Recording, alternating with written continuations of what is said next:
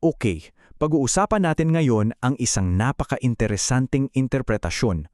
Ito yung pag-aaral na kumokonekta sa sinaunang kwento ni Esther sa mga propesiya tungkol sa katapusan ng mundo. So paano nangyari yun, di ba?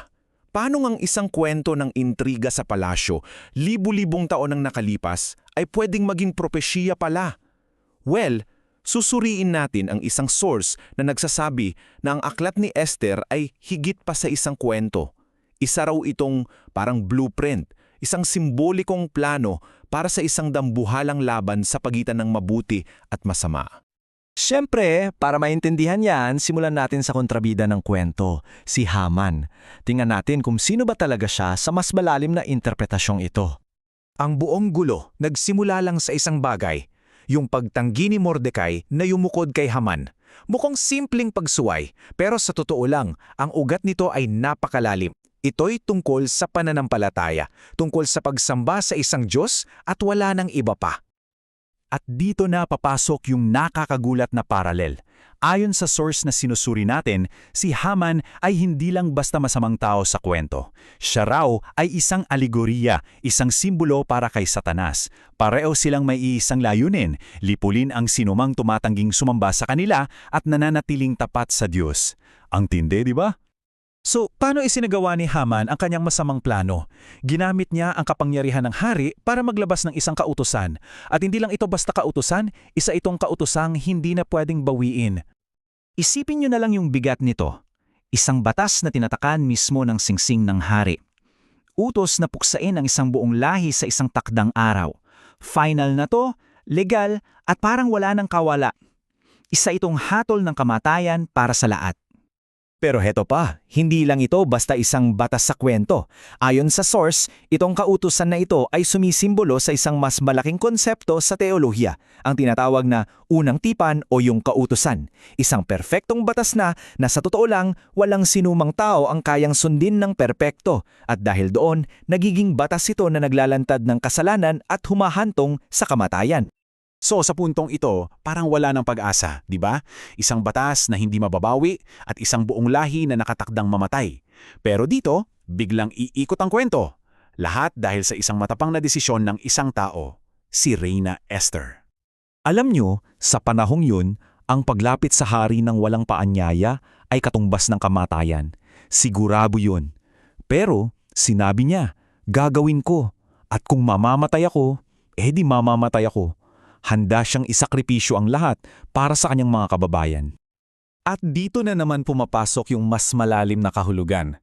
Para sa source na ating pinag-aaralan, itong ginawa ni Esther, itong kahandaan niyang mamatay para iligtas ang iba, ay isang malinaw na simbolo, isang anino ng sakripisyo ni Kristo sa krus. At dahil sa sakripisyong yon, biglang nabaliktad ang lahat. Grabe, di ba? Yung sandali na pinakamapanganib para kay Esther, yun pa yung naging daan para sa kaligtasan. At ang mas matindi, yung mismong nag-akusa, si Haman, na simbolo ni Satanas, ay nahatulan gamit ang batas na siya mismo ang nagtulak. So, paano naging opisyal itong pagbabago? Paano na-secure ang tagumpay? Well, yan ay sa pamamagitan ng isang pangalawa at mas makapangyarihang kautusan. Ito yung interesting, hindi binura ng bagong kautusan yung una. Andyan pa rin yun.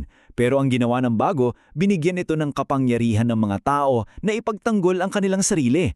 Binigyan sila ng karapatang lumaban at talunin ang kanilang mga kaaway. So hindi na ito batas ng kamatayan, kundi batas ng buhay at tagumpay. At dito na talaga makikita ang pinakapuso ng buong interpretasyon. Ikinukumpara ng source ang dalawang kautusang ito sa dalawang tipan. Yung una, ang unang tipan na parang isinulat sa bato, naglalantad lang ng kasalanan at naghahatol, pero yung pangalawa, ang bagong tipan, ito yung isinulat na sa puso, nagbibigay kapangyarihan at nagbibigay ng tunay na buhay. Okay, so ngayon, pag-isahin na natin ang lahat ng simbolong yan. Dahil ayon sa source, ang lahat ng ito ay bumubuo ng isang propesiya. Isang propesiya tungkol sa huling pagumpay natin laban sa kasamaan. Paano daw mangyayari yun? Well, Nagsisimula lahat sa sakripisyo ni Kristo na nagtatag ng bagong tipan. Pagkatapos, ibinigay ang banal na espiritu para bigyan tayo ng kapangyarihan.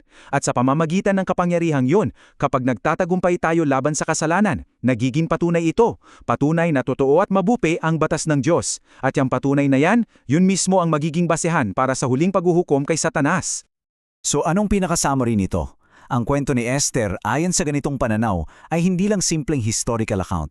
Isa itong microcosm, isang maliit na larawan ng buong kasaysayan ng kaligtasan. Ang laban ni Haman at ng bayan ng Diyos ay salamin ng mas malaking laban natin.